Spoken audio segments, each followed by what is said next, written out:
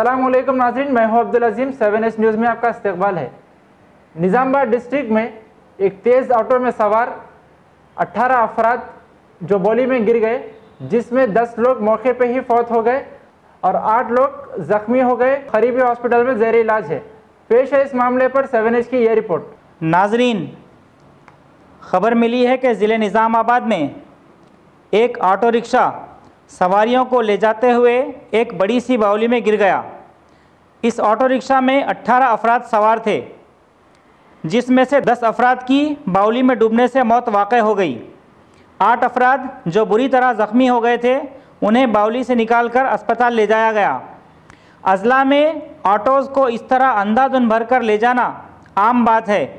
वहाँ की पुलिस और हुकूमत को चाहिए कि इस तरह के वाक़यात की रोकथाम करें।